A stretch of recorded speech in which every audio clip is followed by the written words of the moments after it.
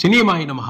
నేను mister B. నా మాట సూటిగా ఉంటుంది, మ్యాటర్ క్లియర్ గా ఉంటుంది. మీరు చూస్తున్నారు మిస్టర్ బి ఛానల్. ఈ వీడియో ఓ స్పెషల్ వీడియో. ఏంటి స్పెషల్ అనేది ఫాలో అవ్వండి, మీకే అర్థం అవుతుంది. మ్యాటర్ ఏమిటి అంటే, అతని పేరు Ram Charan. Mega power star Ram Charan కి వీరాభిమాని. రామ్ చరణ్ అంటే అతనికి చాలా ఇష్టం. ఎంత ఇష్టం అంటే, రామ్ చరణ్ ని అందరూ మిస్టర్ పర్ఫెక్ట్ అంటారు కదా, అతను కూడా తనున్న ప్లేస్ లో మిస్టర్ పర్ఫెక్ట్. రామ్ చరణ్ ని ఇన్స్పిరేషన్ గా తీసుకుని ఏ విషయానికి సంబంధించి అయినా చాలా క్లియర్ గా ఉంటాడు, పర్ఫెక్ట్ గా ఉంటాడు. చాలా మంచి పర్సన్. ఫ్రెండ్స్ కోసం ఏదైనా చేస్తాడు. ఎవరైనా సహాయం కోరారు అంటే తన వీలు మేర ఖచ్చితంగా చేస్తాడు. మంచి మనిషి. చిన్న టౌన్ అతనిది. ఆ టౌన్ లో తనకున్న ఫ్రెండ్ సర్కిల్ లో చాలా పనులు చేస్తా ఉంటాడు. మంచి చేయాలని చూస్తాడు. అందరూ సంతోషంగా ఉండాలని ఆలోచిస్తాడు. చాలా మంది తన ఫ్రెండ్ సర్కిల్ లో చదువుకోని వాళ్ళు ఉన్నారు. చదువు కాకపోతే ఇంకొక మార్గం, ఏదో రకంగా వాళ్ళకి ఉపాధి చూపించాలి, వాళ్ళ జీవితం ప్రశాంతంగా నడవాలి అని ఆలోచిస్తూ ఉంటాడు.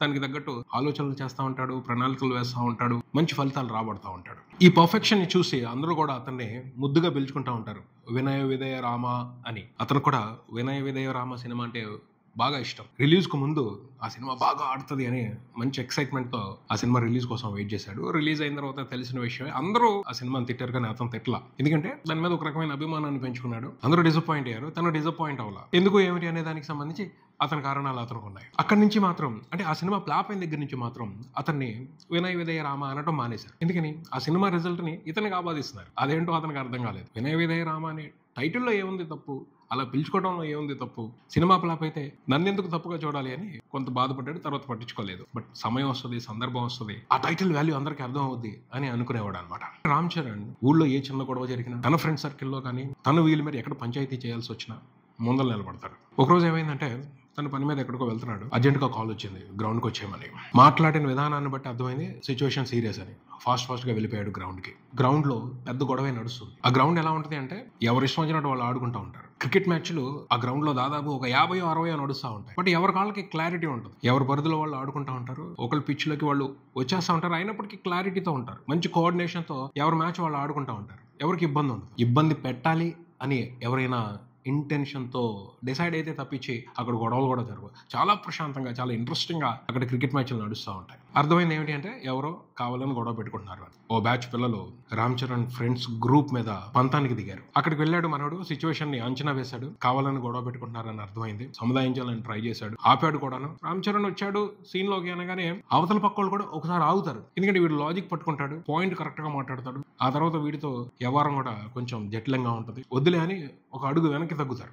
ఎందుకంటే సామరస్యంగా అయితే సామరస్యంగా చెప్తాడు, లేదు లా పరంగా వెళ్ళాలంటే లా పరంగా వెళ్తాడు. ఎవరైనా పెద్దలతో చెప్పించాలి అంటే వాళ్ళతో చెప్తాడు. చివరికి దండోపాయం కూడా ఉపయోగిస్తాడు. కావాలి అంటే 2 పీకుతాడు. ఎందుకంటే మనోడు వ్యాయామం చేస్తా ఉంటాడు. ఆ ఊర్లో ఒక వ్యాయామశాల ఉంది ఎప్పటి నుంచో.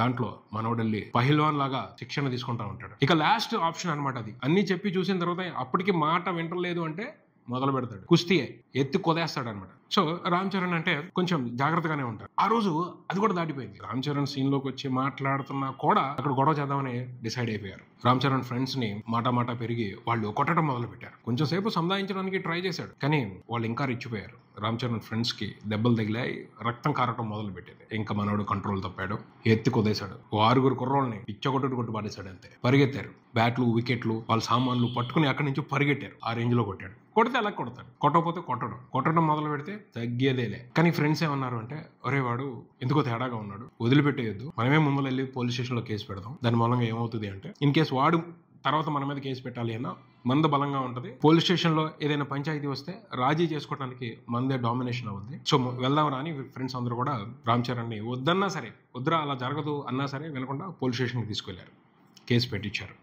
పలానా వాళ్ళు ఇలా చేశారు అని. ఎస్ఐ అప్పటికి అన్నాడు అనమాట, రాకేష్ పేరు మీద ఈ మధ్యన బాగా కేసులు వస్తున్నాయా, కాకపోతే అన్ని సెటిల్ అయ్యి వెళ్ళిపోతున్నాయి, వాడు ఏం చేస్తున్నాడు అసలు అని అడిగాడు అనమాట. ఎందుకో కొంచెం తేడాగా ఉంటున్నాడండి, కావాలనే గొడవ పెట్టుకున్నాడు అని రామ్ చరణ్ కూడా ఎస్ఐతో మాట్లాడాడు. ఎందుకంటే అంతకుముందు నుంచి వాళ్ళిద్దరికి పరిచయం ఉంది. సరే చూద్దాం, మాట్లాడదాం అని చెప్పేసి వాళ్ళని కూడా పిలిపించారు. పిలిపిస్తే కాసేపు తర్వాత ఏం జరిగింది అంటే, ఎస్ఐ రామ్ చరణ్ పిలిచి కేసు వాపస్ తీసుకో అన్నాడు. ఎందుకంటే వాడు చాలా ప్లాన్ తో ఉన్నాడయ్యా, ఈసారి ఎందుకో మీ మీద గట్టిగానే స్కెచ్ చేశాడు, మిమ్మల్ని గట్టిగా ఇరికించాలని స్కెచ్ చేశాడు. నువ్వు గనక వాడి మీద కేసు వాపస్ తీసుకోకపోతే వాడు ఒక అమ్మాయిని తీసుకొచ్చాడు, ఆ అమ్మాయి నీ మీద కేసు పెడుతుంది, దౌర్జన్యం చేయబోయావు అని. ఇదేదో వేరే మతలబులా ఉంది, వాళ్ళు ఏదో నీ మీద టార్గెట్ చేశారు, నీ మంచితనం మీద వాళ్ళు ఫోకస్ చేశారు, నిన్నేదో బద్నాం చేయాలనుకుంటున్నారు, వద్దు, ఎందుకైనా మంచిది ఆగు, ఈ ఒక్కసారి ఆగు, తర్వాత ఇంకొక సిచ్యువేషన్ దొరికినప్పుడు వాడి సంగతి చూద్దాం అని చెప్పేసి ఎస్ఐ రామ్ చరణ్ తో మాట్లాడాడు. రామ్ చరణ్ దూరంగా అతని మీద కేసు పెట్టడానికి వచ్చిన అమ్మాయిని చూశాడు, ఆశ్చర్యపోయాడు. అరే నా మీద ఒక అమ్మాయి కేసు పెట్టడం ఏంటి? ఎంత ఇంటెన్షన్ ఉన్నా సరే రామ్ చరణ్ గురించి ఊళ్ళో అందరికీ తెలుసు కదా, ఎలా ఉంటారు మనుషులు, నా గురించి తెలుసా తెలియదా ఈ అమ్మాయికి అని ఒకసారి అమ్మాయి వైపు అబ్జర్వ్ చేస్తూ చూశాడు. అర్థమైంది అమ్మాయి ఏదో బాధలో ఉంది, వాళ్ళు ఫోర్స్ గా అమ్మాయిని తీసుకొచ్చారు, బలవంత పెడుతున్నారు అమ్మాయిని. ఓకే, డిస్టర్బ్ చేయొద్దు, ఇది నాకే ప్రాబ్లం కాదు, ఇన్ కేస్ మనం ఏదైనా ఇంకొంచెం సీరియస్ ఇష్యూ చేస్తే ఆ అమ్మాయి కూడా ప్రాబ్లం అని మనోడు వెనక్కి తగ్గాడు, కేసు వాపస్ తీసుకున్నాడు, వెళ్ళిపోయాడు. వాళ్ళు వెటకారంగా రామ్ చరణ్ ని కామెంట్లు చేశారు, మేము గెలిచాము, మాతో పెట్టుకోవద్దు, ఇలా అతన్ని గేలి చేశారు, ఇలా జరిగినాయి. అయినా సరే ఓర్చుకుని వెళ్ళిపోయాడు. ఎందుకంటే ఒక అమ్మాయి వచ్చింది మధ్యలో, పాపం ఆ అమ్మాయి ఏదో బాధలో ఉంది, ఆ అమ్మాయిని కూడా దీంట్లో లాగి గందరగోళం చేయడం వద్దులే అని చెప్పేసి వెళ్ళిపోయాడు. వెళ్ళిపోయిన తర్వాత రామ్ చరణ్ ఏం చేశాడు అంటే వదిలిపెట్టాడుగా, అసలు ఎవరు అమ్మాయి, ఎందుకు వచ్చింది, అమ్మాయి పరిస్థితి ఏమిటి, రెక్కి పెట్టాడు. వచ్చేసిన ఇన్ఫర్మేషన్ ఎక్కువ టైం తీసుకోదు, ఎందుకంటే మనోడి సర్కిల్ అదిరిపాటుగా ఉంటుంది, మంచి నెట్వర్క్, ఊర్లో కుర్రోళ్ళు, చిన్నపిల్లల దగ్గర నుంచి కుర్రోళ్ళ దగ్గర నుంచి లేడీస్ దగ్గర నుంచి మంచి నెట్వర్క్ ఉంది. ఇన్ఫర్మేషన్ ఈజీగానే పెట్టాడు. అవకాశం చూసుకుని ఎవరికి తెలియకుండా అమ్మాయిని కలిశాడు, మాట్లాడాడు, అర్థమైంది సిచ్యువేషన్ ఏమిటి అనేది. తర్వాత కట్ చేస్తే ఈ రాకేష్ గారు ఒకసారి బండి మీద వెళ్తున్నాడు, చాలా ఫాస్ట్ గా వెళ్తున్నాడు. ఆ ఊర్లో ఒక ఓవర్ బ్రిడ్జ్ ఉంది, ఆ ఓవర్ బ్రిడ్జ్ మీదకి రాగానే వాడి జేబులో ఉన్న ఫోన్ ఒక్కసారిగా పేలిపోయి కింద పడింది. దాన్ని ఓ బండి వచ్చి ముక్కలుగా తొక్కేసి వెళ్ళిపోయింది. ఎందుకు పనికిరాకుండా తయారైంది. వాడప్పటికీ ఆ ఫోన్ పట్టుకుని ఏదో కావాలని ఎతకడానికి ట్రై చేశాడు, కానీ దొరకల. మొత్తం ముక్కలు తొనకలు అయిపోయింది, ఎటట్టుపోయాయి. దాంట్లో ఉన్న మెమరీ అంతా కూడా స్పాయిల్ అయిపోయింది. ఆ తర్వాత రామ్ చరణ్ అమ్మాయి దగ్గరికి వెళ్ళి చెప్పాడు, భయపడు, మాకు ఏం కాదు, వాడి దగ్గర ఏవైతే నువ్వు ఉన్నాయని భయపడుతున్నావో అవన్నిటిని నాశనం చేసేసాం, ధైర్యంగా ఉండు, ఇంకేదైనా ప్రాబ్లం వస్తే నాకు చెప్పు, వాడి సంగతి నేను చూసుకుంటానని చెప్పాడు.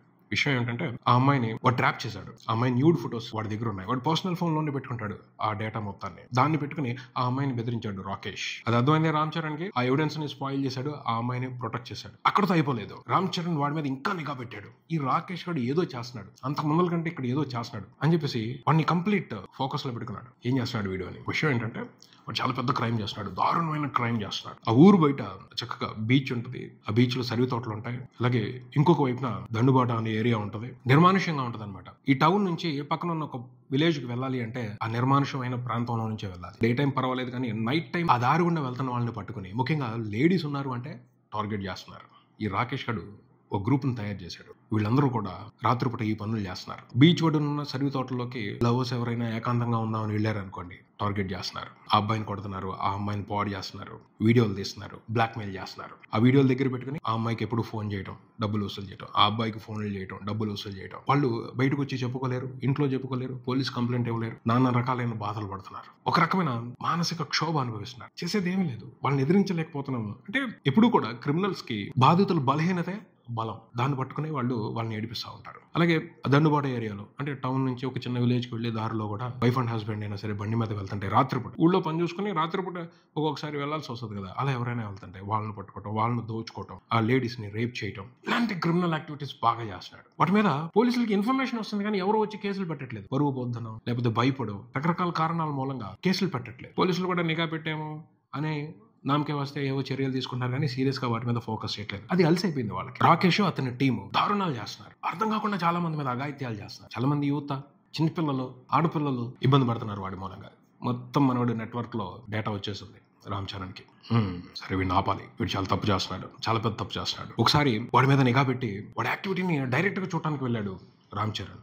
చాలా దారుణంగా బిహేవ్ చేస్తున్నాడు వాడు. సో ఆ స్పాట్ లో మొహానికి ముసుకేసుకుని రామ్ చరణ్ అతని ఫ్రెండ్స్ వాళ్ళందరినీ కొట్టి అక్కడ ఒక అమ్మాయిని కాపాడారు. రాకేష్ గారు పారిపోయాడు. పోలీసులు అనుకున్నాడు, మఫ్టీలో వచ్చి పోలీసులు కొట్టారు అనుకున్నాడు. సో అక్కడికి ఆ ఇష్యూ అక్కడ అలా ఆగింది. కానీ పోలీసులు రావట్లా. పోలీసు దగ్గరికి వెళ్ళి ఇలా పరిస్థితి అని ఎస్ఐకి చెప్పాడు రామ్ చరణ్, ఇలా జరిగింది, ఇలా చేస్తున్నారు వాళ్ళంటే. మనకి ఏదైనా ఎవిడెన్స్ ఉండాలమ్మా, మనం వాళ్ళ వెనకాల మనం ఎక్కడ తిరుగుతాం. అరే అయినా జనాలకి జాగ్రత్త ఉండాలి, ఎవడెళ్ళమన్నాడు తోపుల్లోకి, రాత్రిపూట ఎవడు తిరగమన్నాడు, ఈ లవర్స్ కి పని పాట లేదు, ఏకాంతం ఎక్కడ పడితే అక్కడ పోతారా, వాళ్ళకి అలాగే జరగాలి అని చెప్పేసి ఆయన దాన్ని తీసి పరిస్థితి. వాళ్ళకి చాలా పనులు ఉన్నాయి, చాలా కేసులు క్లియర్ చేయాల్సి ఉంది. ఈ తలకాయ మాకెందుకు, ఎవరైనా కంప్లైంట్ పెడితే అప్పుడు చూస్తానని చెప్పేసి వదిలించుకుని వెళ్ళిపోయాడు.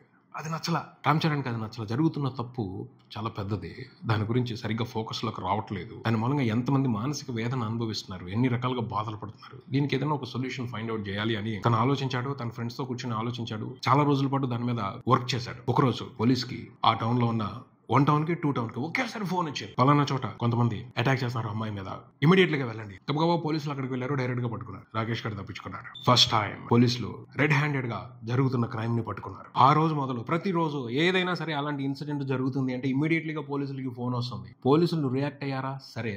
పోలీసులు రియాక్ట్ అవ్వకపోతే ముసుగులేసుకుని రామ్ చరణ్ అతని ఫ్రెండ్స్ ఆ స్పాట్లో ఉంటున్నారు, అక్కడ ఉన్న అమ్మాయిల్ని కాపాడుతున్నారు, వాళ్ళని ఎరక్కొడుతున్నారు. పోలీసులు ఇదంతా చేస్తున్నారు అనుకుంటున్నారు. ముసుగులు వేసుకొని వచ్చి మఫ్టీలో ఉండి పోలీసులు ఇదంతా చేస్తున్నారు అని రాకేష్ గారు బెంబేలెత్తిపోయాడు. వాడు ఎంత జాగ్రత్తగా ఉన్నా ఏ మూలకు వెళ్ళినా తెలిసిపోతుంది, ప్రతి ఇన్సిడెంట్ తెలిసిపోతుంది. వాడికి పాలు పోలేదు. ఏం జరుగుతుంది అసలు ఇక్కడ, నేను ఎంత జాగ్రత్తగా ఉంటున్నా ఎలా పసిగట్టేస్తుంది. వాడే అమ్మాయిల్ని ట్రాప్ చేసి కొన్ని చోట్లకి తీసుకెళ్తాడు, అయినా కూడా దొరికిపోతున్నాడు. ఏ మూలకి వెళ్ళినా సరే, సిటీలో ఆ టౌన్ లో ఏ మూలకి వెళ్ళినా సరే వాడు దొరికిపోతున్నాడు. రాకేష్ మీద అలాంటి నిఘా పెట్టాడు రామ్ చరణ్. పోలీసులు కూడా ఆశ్చర్యపోయారు. పోలీసులు పట్టించుకోకపోతుంటే కొన్నిసార్లు వీడియోలు, అంటే ఆ ఇన్సిడెంట్ కి సంబంధించిన చిన్న చిన్న వీడియోలు క్లిప్స్ అలర్ట్ వెళ్తున్నాయి, ఎస్ఐకి వెళ్తున్నాయి, సిఐకి వెళ్తున్నాయి, డిఎస్పీకి వెళ్తున్నాయి. వీళ్ళు రియాక్ట్ అవ్వకపోతుంటే డిస్ట్రిక్ట్ ఎస్పీకి వెళ్తున్నాయి, వాళ్ళు కూడా రియాక్ట్ అవ్వకపోతుంటే డీజీపీకి వెళ్తున్నాయి, అతను కూడా రియాక్ట్ అవ్వకపోతుంటే హోమ్ మినిస్టర్కి వెళ్తున్నాయి. అలా నెట్వర్క్ ఏర్పాటు చేసి పెట్టి పోలీసులు కంగారు ఎత్తిపోయారు. ఏంట్రా ఇది, ఎవరైనా సూపర్ హీరో వచ్చాడా మన టౌన్ కి, ఎలా జరుగుతుంది అని చెప్పేసి ఆశ్చర్యపోయారు. క్రైమ్ చేయాలనుకున్న వాళ్ళు మూసుకూర్చున్నారు, ఉచ్చబోసారు ఎక్కడికక్కడ, భయంతో వణికిపోయారు. ఎవడొచ్చి మనల్ని పట్టుకుంటాడు, ఎవడొచ్చి మనల్ని కొడతాడో, ఎప్పుడు వెళ్ళి జైల్లో పడాలో అని ఆ క్రైమ్ చేయడమే మానేశారు. ముఖ్యంగా రాకేష్ గారు అయితే అబ్స్కాండ్, ఎటు వెళ్ళిపోయాడో తెలియదు, ఊళ్ళో కనిపించట్లా, నెల రోజులు అవుతుంది. ఆ క్రైమ్ మాత్రం ఎక్కడా జరగట్లేదు. ఆ క్రైమే కాదు, చాలా క్రైమ్లు కంట్రోల్ అయిపోయాయి, దొంగతనాలు కూడా ఆగిపోయాయి, ఒకళ్ళ మీద అటాక్ చేయటాలు ఆగిపోయాయి, దోచుకోవటాలు ఆగిపోయాయి. చాలా ప్రశాంతంగా ఉంది ఆ ఊరు. తర్వాత ఎస్పీ వచ్చాడు, ఏం జరుగుతున్నాయా మీ ఊళ్ళో, ఏంటి పోలీసులు చేయలేని పని ఎవరు చేస్తున్నారు అని చెప్పేసి ఎంక్వైరీ చేయడం మొదలు పెట్టాడు. ఎంక్వైరీ చేస్తే తెలియదు ఏమిటి అంటే రామ్ చరణ్ ఈ అబ్బాయినండి, ఈ అబ్బాయి ఏదో చేశాడు, ఏం చేశాడో తెలియట్లేదు మనకు కూడా, ఏదో చేశాడు అని చెప్పేసి కూర్చోబెట్టారు. ఏం చేసావా చెప్పు, అది పోలీసులకు ఉపయోగపడుతుంది, ఈ ప్లేస్ లో చేసినట్టుగానే మిగతా ఏరియాలో కూడా పెడదాం, మిగతా టౌన్స్ లో కూడా పెడదాం, క్రైమ్ కంట్రోల్ అవుద్ది, పోలీసులకు హెల్ప్ చేయి అన్నాడు అనమాట. మేమేం చేయలేదు సార్, మా ఊరిని కాపాడుకోవాలనుకున్నాం, మా ఊర్లో ఉన్న ఆడపిల్లలకి భద్రత ఇవ్వాలనుకున్నాం, మీరు ఇవ్వగలిగింది మీరు ఇచ్చారు, మీరు ఇవ్వలేని మేము ఇచ్చాం, ఓవరాల్ గా అయితే మా ఊరు సేఫ్, అదే మాకు కావాలి అని చెప్పేసి అన్నాడు. అదే సేఫ్ లో పెట్టుకున్నాం మీ ఊరిని, అసలు ఏం చేసావు చెప్పు అని అడిగారు. నేనేం చేయలేదు సార్, మేమందరం కలిసి మా ఊర్లో ఉన్న వాళ్ళందరం కలిసి ఆలోచన చేసాం, ఏం చేసావో చెప్పాయా, ఆలోచన చేసావు, అది చేసావు, ఇది చేసావు అని చెప్పమాక ఏం చేసావో చెప్పమని అనమాట. ఏం చేయలేదు సార్, నేను టెక్నాలజీని ఉపయోగించుకున్నాను. టెక్నాలజీని ఉపయోగించుకోవాలంటే బోడంత ఖర్చు అవుతుంది కదయ్యా, ఎక్కడి నుంచి వచ్చింది ఆ డబ్బు, అసలు ఆ టెక్నాలజీ ఏం చేశారు చెప్పు క్లియర్ గా అని చెప్పేసి ఎస్పీ అడిగితే చెప్పాడు అనమాట రామ్ చరణ్. సార్, మనం చేయాలన్న ఇంటెన్షన్ స్ట్రాంగ్ గా ఉంటే మనకేదో ఒక మార్గం కనపడింది, నేను దీన్ని ఎలా కంట్రోల్ చేయాలని చూసాను. నాకు అనిపించింది ఏమిటి అంటే ఏఐ, సీసీటీవీ కెమెరాలు, మైక్రో కెమెరాలు ఇంకా చాలా వచ్చాయి, వాటన్నింటిని ఉపయోగించుకుని ఆర్టిఫిషియల్ ఇంటెలిజెన్స్ ను కూడా అనుసంధానించాను. దాని మూలంగానే మాకు గుడ్ రిజల్ట్ వచ్చింది. అది ఏం చేసావో చెప్పాయా అంటే, బేసిక్ గా ముందు ఫండ్ కావాలి, ఏ పని చేయాలన్నా సరే, సరదాగా ఏది జరిగిపోదు కదా. రామ్ చరణ్ ఫండ్ వసూలు చేయడం అనేది చాలా ఈజీ పని. తను చాలా యాక్టివిటీస్ చేస్తాడు, ఎవరికి ఏ అవసరం వచ్చినా పేదవాళ్ళకి హెల్ప్ చేయడానికి, ముసలి హెల్ప్ చేయడానికి, ఆదరణ లేని వాళ్ళకి హెల్ప్ చేయడానికి ఫండ్స్ కలెక్ట్ చేస్తూ ఉంటాడు అనమాట. సో ఈ ఇయర్ తన దృష్టిలో ఈ క్రైమ్ ని కంట్రోల్ చేయడం కోసం ఫండ్స్ కావాలని మనసులో పెట్టుకున్నాడు. దానికి తగ్గట్టు యాక్టివిటీస్ చేశాడు. వినాయకుడి విగ్రహం పెట్టాడు, చందాలు వసూలు చేశాడు, కార్యక్రమాలని పద్ధతిగా కంప్లీట్ చేశాడు. 20% ఖర్చుతోనే వినాయక చవితి కార్యక్రమాలు కంప్లీట్ చేసి 80% డబ్బుని పక్కన పెట్టాడు. తర్వాత దసరా ఉత్సవాలు అలాగే చేశాడు, అందులో కూడా 30% మాత్రమే ఖర్చు చేసి 70% పక్కన పెట్టాడు చందాల ద్వారా వచ్చిన డబ్బుల్ని. అలాగే ఘంటసాల సంగీత విభావరి అని పెట్టాడు, జబర్దస్త్ వాళ్ళని పిలిపించి ఒక కామెడీ షో ఏర్పాటు చేశారు, విపరీతమైన స్పందన వచ్చింది ఊళ్ళో, దాని ద్వారా దాదాపు కొంత అమౌంట్ పక్కన పెట్టగలిగాడు. అలా చాలా యాక్టివిటీస్ చేశాడు, క్రికెట్ టోర్నమెంట్ పెట్టాడు, జనాలు ఆనందపడడానికి ఏవైతే అవసరమో అవన్నీ చేశాడు.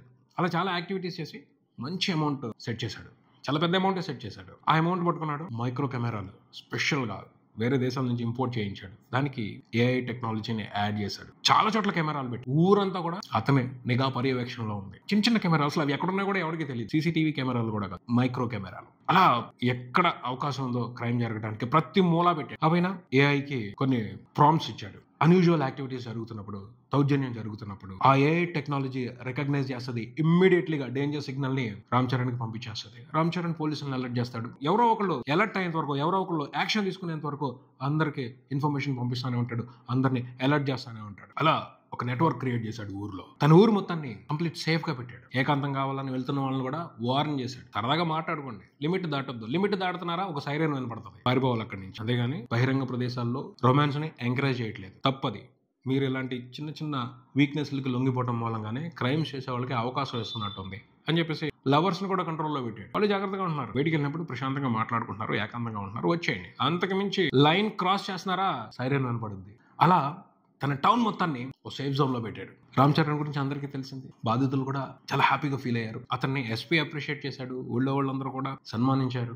సన్మానించి మనోడికి ఒక బిరుదు ఇచ్చారు. ఇక నుంచి నువ్వు వినయ విధేయ రామ కాదురా, వీర విక్రమ రామ్ చరణ్ అని పిలుచుకోవడం మొదలు పెట్టారు. ఆ సినిమా నచ్చనప్పుడు అందరూ కూడా అతను కూడా తక్కువ చేసి మాట్లాడారు, అతన్ని వివిఆర్ వినయ విధేయ రామ అని పిలవడానికి మొహమాట పడ్డారు, అందులో ఏముంది అన్నట్టు తీసి పారేశారు. కానీ ఇవాళ వివిఆర్ అనేది ఒక బ్రాండ్ ఆ ఊర్లో. వినయ విధేయ రాముడు రామ్ చరణ్ అని గర్వంగా చెప్పుకుంటారు. వీర విక్రమ రామ్ చరణ్ మావోడు అని సంతోషంగా చెప్పుకుంటారు. అలా ఒక బ్రాండ్ అయిపోయింది వివిఆర్ అనేది. అప్పుడు రిలీజ్ అయ్యాడు అనమాట రామ్ చరణ్. అంటే ముందు నుంచి రామ్ చరణ్ కి ఆ క్లారిటీ ఉంది, అరే సినిమా బాగోలేదనో నచ్చినట్టు లేదనో ఎంటర్టైన్మెంట్, మనం ఆ పేరుని వాల్యూ లేనట్టు మాట్లాడకూడదు, దానికి వేరే రకంగా వాల్యూ రావచ్చు, వాల్యూ యాడ్ చేయొచ్చు. నేను ఇలా మంచి పని చేశాను, దాని మూలంగా ఆ వాల్యూ వచ్చింది కదా, ఇదే కరెక్ట్, మనం ఇలాగే చేద్దాం. రామ్ చరణ్ ఇన్స్పిరేషన్ గా మిస్టర్ పర్ఫెక్ట్ గా ఉందాం, మనం చేయగలిగినంత మనం మన సొసైటీలో చేద్దాం అని చెప్పి అతను హ్యాపీగా ఉంటాడు. తన చుట్టూ ఉన్న వాళ్ళని ఇన్స్పైర్ చేస్తూ ఉంటాడు. అలా హ్యాపీగా తన లైఫ్ ని లీడ్ చేస్తూ ఉంటాడు, చాలా కాన్ఫిడెంట్ గా. అది అసలైన హీరోయిజం అన్నట్టుగా రామ్ చరణ్. ఎలా ఉంది? ఇందులో కొంత ఫిక్షన్ ఉంది, కొంత రియాలిటీ ఉంది. కొన్ని రియల్ ఇన్సిడెంట్స్ ని తీసుకుని ఫిక్షన్ కథని యాడ్ చేసి చెప్పడం జరిగింది. రామ్ చరణ్ అనే క్యారెక్టర్ ఎగ్జాక్ట్ గా లేడు, కానీ అందులో కొంత గుడ్ క్వాలిటీ ఉన్న పర్సన్ ఉన్నాడు. అతను ఇలా కూడా చేస్తే బాగుంటుంది కదా అని అనిపించింది. నిజంగా కొన్ని చోట్ల ఈ అఘాయిత్యాలు చాలా దారుణంగా జరుగుతున్నాయి, వాటిని పట్టించుకోవట్లేదు. దానికి ఏదో ఒక మంచి సొల్యూషన్ కావాలి, ఇలా చేస్తే బాగుంటుందేమో అని అనిపించింది. మనం కథలు చెప్పుకునేవాళ్ళం, కథ రాసి ఆనందపడతాం, కానీ ఇవి నిజంగా జరిగితే చాలా బాగుంటది. అందులో నుంచి వచ్చిందే ఈ చిన్న స్టోరీ లైన్. ఎలా అనిపించిందో చెప్పండి. ఇది ఇక్కడికి మరో వీడియోతో మళ్ళీ కలుద్దాం. ఈ వీడియో మీకు నచ్చితే లైక్ చేయండి, మీ ఫ్రెండ్స్తో షేర్ చేసుకోండి, మీ అభిప్రాయాన్ని కామెంట్ చేయండి, ఈ ఛానల్ని సబ్స్క్రైబ్ చేయండి. నేను mister B. Keep watching mister B channel. Thank you.